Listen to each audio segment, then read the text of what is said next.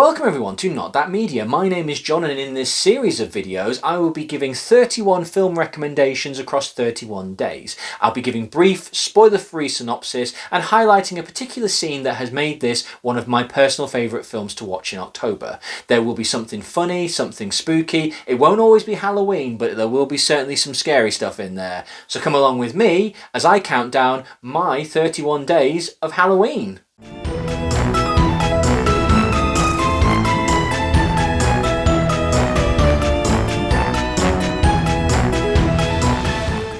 Tim Burton's 1999 gothic horror classic Sleepy Hollow tells the reimagined story of Constable Ichabod Crane, played by Johnny Depp. Constable Crane is a man of science, electing to use diagnostic and autopsy to determine the reason for murders. Labelled as a heathen by his colleagues, he is in turn sent to Sleepy Hollow to investigate the apparent mysterious murders of a number of people who have been found with their heads lopped off, clean as dandelions, he is told. Upon arriving at Sleepy Hollow and meeting with the townspeople, Constable Crane makes inquiries as to who or why this is happening, and why the heads are being found with the bodies. However, he is quickly corrected and told that the heads have not been found at all, and in fact the heads have been taken back to hell by a Hessian mercenary, the Headless Horseman, who was decapitated in the woods several years ago, but now has returned from the grave to exact his revenge on the town. Constable Crane naturally believes this to be nothing but nonsense until he witnesses the Headless Horseman murder firsthand.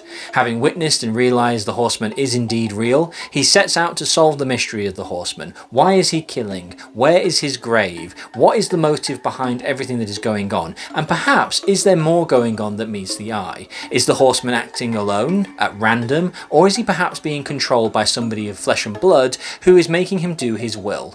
It's all up for grabs and to be solved by Constable Crane as he sets off into the woods with a couple of friends to work out the mystery of Sleepy Hollow.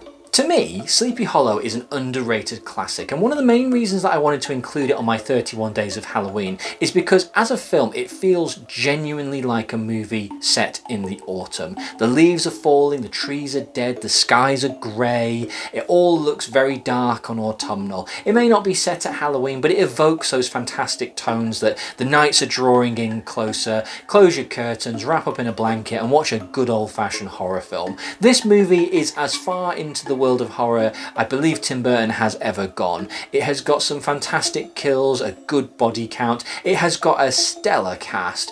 It's got Johnny Depp, Christina Ricci, Michael Gambon, Ian McDiarmid, Michael Gough, just to name a few, Miranda Richardson. It's got so many people in it, and there's even some people up and coming, which upon recently viewing it again, because the film amazingly is now 25 years old, I was actually really shocked to see faces that would go on to be recognised as Britain institutions and comedy geniuses.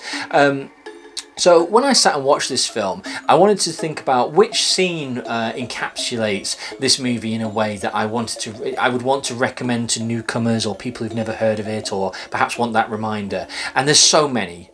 Tim Burton spins such an amazing gothic autumnal movie that it's so hard to choose. As always, I'm trying to give you one scene which for me is one of my personal favourite scenes and is the reason that this film has ended up on my 31 Days of Halloween 2024. And Sleepy Hollow is a tough one. I'm trying not, to the best of my ability, to spoil any of these movies because I do hope that newcomers will come to find these films for the first time and enjoy them.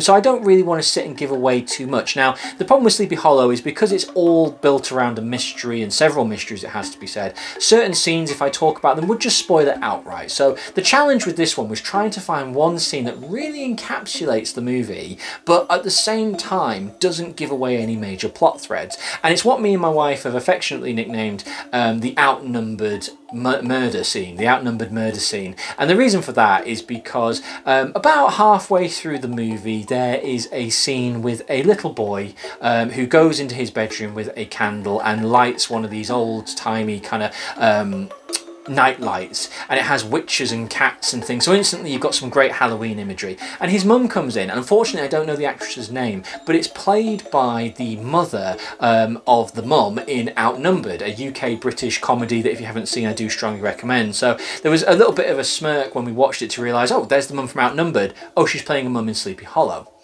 Meanwhile, her husband, the child's father, is sitting out in the room, just picking his teeth after a meal. Everything's happy, everything's great, and the fire behind him explodes, and the headless horseman bursts through his front door.